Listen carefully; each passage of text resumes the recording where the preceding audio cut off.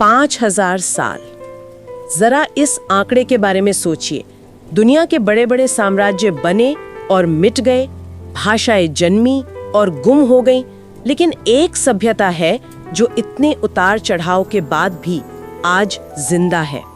ये किसी म्यूजियम में रखी चीज नहीं, बल्कि एक लगातार बदलती, सांस लेती हुई हकीकत है।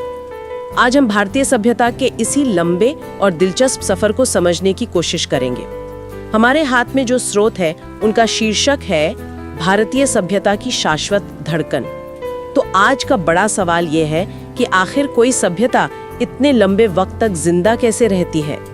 हमारे स्रोत कहते हैं कि इसका राज एक अनोखी क्षमता में छिपा है, नई चीजों को अपनाने, उन्हें अपने अंदर समा लेने और फिर एक नया रूप ले लेने की क्षमता। ये बहुत जरूरी बात है, क्योंकि अक्सर इतिहास को हम राजाओं की एक लिस्ट की तरह देखते हैं। पहले ये आया, फिर वो आया, लेकिन असल कहानी उससे कहीं ज्यादा गहरी है।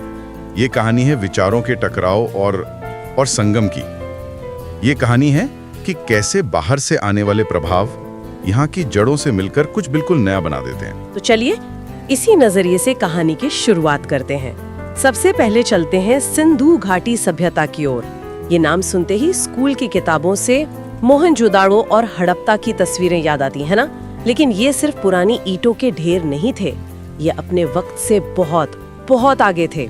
जैसे हमारे स्रोत बताते हैं कि इन शहरों की प्लानिंग आज के आर्किटेक्ट्स को भी हैरान कर देती है। सड़कें एक दूसरे को 90 डिग्री के एंगल पे काटती थी, एक ग्रिड सिस्टम की तरह। ज्यादातर घरों में अपना बाथरूम और यहाँ तक कि टॉयलेट भी था, जो एक अंडरग्राउंड ड्रेनेज सिस्टम से जुड़ा था। ये सब आज से 4500 साल पहले हो रहा था। और लोथल जैसी जगह पर तो एक पूरा डॉकयार्ड यानी बंदरगाह मिला है, जो मेसोपोटामिया के साथ समुद्री व्यापार का पक्का सबूत है। हाँ, और दिलचस्प बात सिर्फ इनकी इंजीनियरिंग नहीं है, बल्कि इनका समाज भी है। पूरे इलाके में हजारों किलोमीटर के दायरे में एक जैसे वजन और माप के पैमाने मिले हैं, एक जैसी मोहरें मिली हैं। ये इस बात की तरफ इशारा करता है कि ये कोई बिखरा हुआ समाज नहीं था, बल्कि एक बहुत ही संगठित व्यापार पर आधारित सभ्यता थी। लेकिन फिर एक सवाल उठता है, इतनी उन्नत सभ्यता अचानक गायब कैसे हो गई? हाँ, ये एक बहुत बड़ा रहस्य है। स्रोत कहते हैं कि हमारे पास कोई एक जवाब नहीं है। शायद सरस्वती नदी सूख गई हो, जिस पर यह सभ्यता बहुत ज्यादा निर्भर थी, या फिर कोई बड़ा जलवायु परिवर्तन हुआ हो, या शायद भूकंप। वजह जो भी रही हो, ये शहर धीरे धीरे वीरान हो गए। लेकिन यहाँ एक और दिलचस्प सवाल खड़ा होता है। शहर तो मिट गए, पर क्या उनके विचार, उनकी संस्कृति भी पूरी तरह मिट गई? ये एक बेहतरीन सवाल है, और यहीं से कहानी अगले पड़ाव पर पहुंचती है, जिसे हम वैदिक काल कहते हैं। ये एक बहुत बड़ा बदलाव था। अब जोर ईंट और गारे से बने शहरों पर नहीं, बल्कि ज्ञान और दर्शन पर था। ये वो दौर था जब वेदों की रचना हुई और इन सब को जुबान दी संस्कृत ने। ये सिर्फ एक भाषा नहीं थी, ये सोचने का, दुनिया को देखने का एक नया तरीका था। लेकिन एक मिनट, ये बदलाव थोड़ा अजीब नहीं लगता? एक तरफ इतनी विकसित शहरी सभ्यता थी, और उसके बाद एक ऐसा दौर आया जो काफी हद तक ग्रामीण लगता है और ग्रंथों पर आधारित है। क्या ये एक तरह से पीछे जाना नहीं हुआ? पहली नजर में ऐसा लग सकता है, लेकिन अगर हम इसे हार्डवेयर और सॉफ्टवेयर की तरह देखें तो शायद बेहतर समझ आएगा। सिंधु घाटी के पास जबरदस्त शहरी हार्डवेयर था। वैदिक काल ने भारत को उसका वैचारिक सॉफ्टवेयर दिया। इसी दौर में उपनिषदों में वो गहरे सवाल पूछे गए जो आज तक पूछे जाते हैं। मैं कौन हूँ? ये दुनिया क्या है? मेरे जीवन का मकसद क्या है? और इन्हीं सवालों से कर्म, धर्म और मोक्ष जैसे विचार निकले। हाँ, और इन शब्दों को समझना जरूरी है। जैसे धर्म का मतलब सिर्फ रिलीजन नहीं है। स्रोत इसे कॉस्मिक ड्यूटी या सही तरीके से जीने की कला की तरह समझाते हैं। एक डॉक्टर का धर्म है इलाज करना, एक सैनिक का धर्म है रक्षा करना। उपनिषदों का कहना था कि ब्रह्मांड में हर चीज का, एक तारे से लेकर एक चींटी तक, अपना एक धर्म है। ये वो विचार थे जो समाज की नींव बन रहे थे। और इसी वैचारिक उथल-पुथल के बीच 6ठी शताब्दी ईसा पूर्व में दो बड़े सुधारक सामने आए, गौतम बुद्ध और महावीर। क्या ये उस वक्त चल रही परंपराओं के खिलाफ एक प्रतिक्रिया थी? काफी हद तक। उन्होंने उस समय के जटिल यज्ञों और सामाजिक भेदभावों पर सवाल उठाए। उनका जोर किसी बाहरी पूजा पाठ पर नहीं, बल्कि इंसान के अपने अंदर की यात्रा पर था। अहिंसा, सत्य, करुणा, ध्यान, ये उनके सिखाए रास्ते थे। और इन विचारों में इतनी ताकत थी कि ये भारत की सीमाओं को लांघकर पूरे एशिया में फैल गए। बौद्ध धर्म तो दुनिया के सबसे बड़े धर्मों में से एक बन गया। तो एक तरफ ये दार्शनिक और आध्यात्मिक क्रांति चल रही थी और दूसरी तरफ भारत का राजनीतिक नक्शा भी बदल रहा था। छोटे छोटे राज्य एक होकर एक विशाल साम्राज्य की शक्ल ले रहे थे।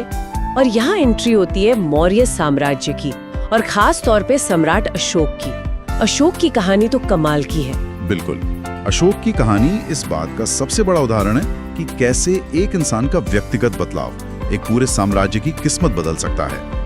कलिंग युद्ध में हुए लाखों लोगों के नरसंहार ने अशोक को झकझोर कर रख दिया था।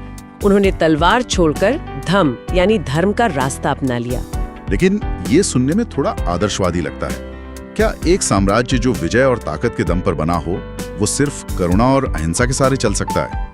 क्या इस नीति के कोई नकारात्मक नतीजे भी हुए, जैसे कि सेना का कमजोर पड़ जाना? ये एक बहुत जरूरी और व्यवहारिक सवाल है। स्रोत बताते हैं कि अशोक ने सेना को भंग नहीं किया था, लेकिन साम्राज्य की नीति अब विस्तार की नहीं बल्कि लोक कल्याण की हो गई थी। उन्होंने अस्पताल बनवाए, जानवरों के लिए भी अस्पताल बनवाए, सड़कें बनवाई और अपने संदेशों को पत्थर के स्तंभों पर खुदवाकर पूरे साम्राज्य में लगवाया। उनका आइडिया था कि असली विजय शस्त्र से नहीं बल्कि धर्म से होती है। हाँ, ये जरूर कहा जा सकता है कि उनके बाद मौर्य साम्राज्य शायद उतना आक्रामक नहीं रहा, लेकिन उन्होंने शासन का एक ऐसा नैतिक मॉडल पेश किया जो आज भी प्रासंगिक है। मौर्यों ने भारत को राजनीतिक एकता दी, लेकिन उनके बाद ये एकता फिर से बिखर गई। और फिर कुछ सदियों के बाद एक और दौर आया जिसे स्वर्ण युग या गोल्डन एज कहा जाता है, गुप्त काल। ऐसा क्या खास था इस दौर में?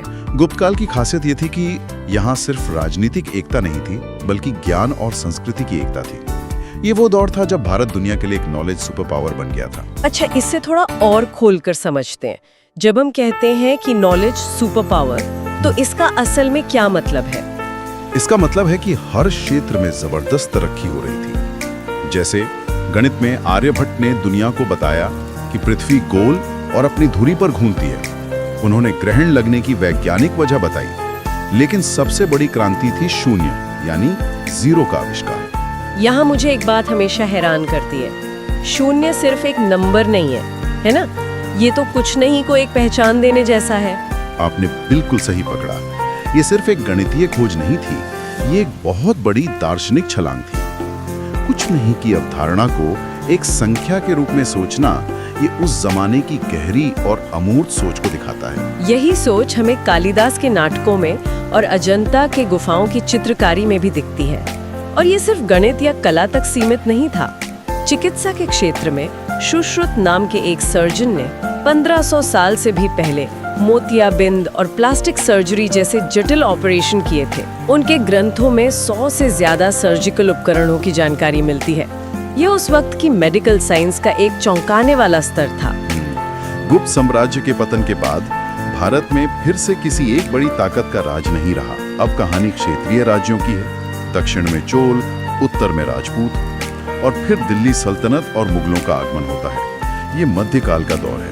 यहाँ पर वो एसिमिलेशन यानी चीजों को अपने अंदर संभाल लेने वाला आइडिया कैसे काम करता है। मध्यकाल इस आइडिया का सबसे बड़ा और सबसे जटिल उदाहरण है। जब इस्लाम भारत आया तो ये दो बहुत अलग संस्कृतियों का टकराव था, लेकिन धीरे धीरे टकराव की जगह संगम ने ले ली। यहीं से इंडो इस्लामिक संस्कृति का जन्म हुआ। इसका असर कहाँ-कहाँ दिखा? हर जगह। वास्तुकला में जहां मंदिरों के शिखर और मस्जिदों के गुंबद एक साथ दिखने लगे, ताजमहल इसका सबसे बड़ा उदाहरण है।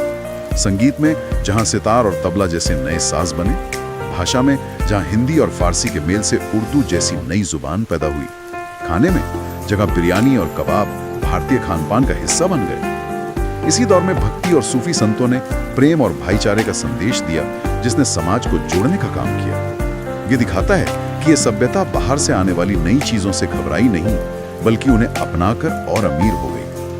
लेकिन इस दौर के बाद एक ऐसा वक्त आया जब ये संतुलन बिगड़ गया। यूरोपियन कंपनियां व्यापार करने आईं, लेकिन धीरे धीरे उन्होंने पूरे देश पर ही कब्जा कर लिया।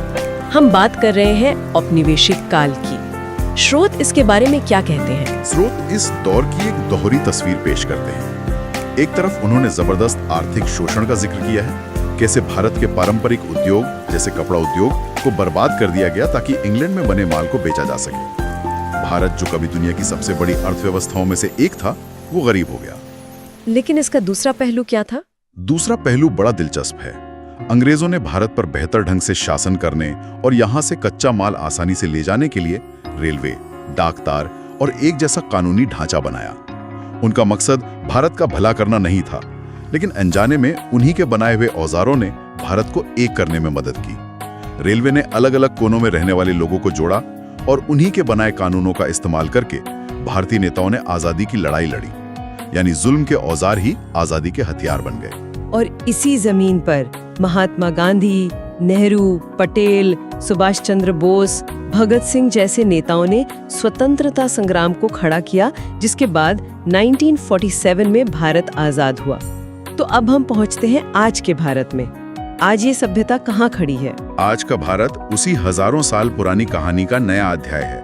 ये परंपरा और आधुनिकता का एक अनोखा संगम है।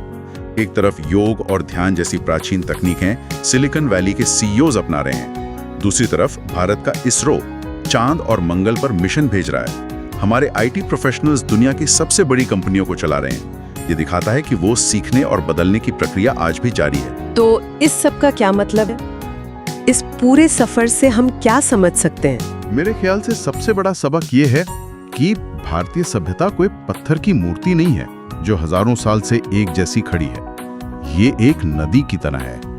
इसका मूल स्रोत एक ही है, वो गहरे दार्शनिक विचार।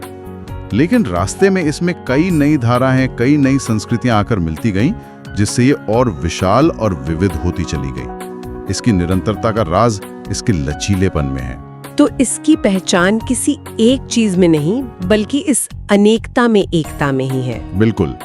अलग अलग भाषाओं, धर्मों, रीति रिवाजों को अपने अंदर संभालने की क्षमता, आध्यात्मिकता और विज्ञान के बीच एक संतुलन बनाने की कोशिश और वसुधैव कुटुंबकम, यानी पूरी दुनिया एक परिवार है जैसा विचार, यही वो चीजें हैं जो इसे आज भी प्रासंगिक बनाए हुए हैं। और इसी विचार के साथ हम अपने श्रोताओं के लिए एक सवाल छोड़कर जा रहे हैं। जिस तरह इस सभ्यता ने पूरे इतिहास में बाहरी प्रभावों को आत्मसात किया है, वैसे ही आज की ग्लोबलाइज्ड दुनिया के कौन से नए विचार और वैश्विक प्रभाव है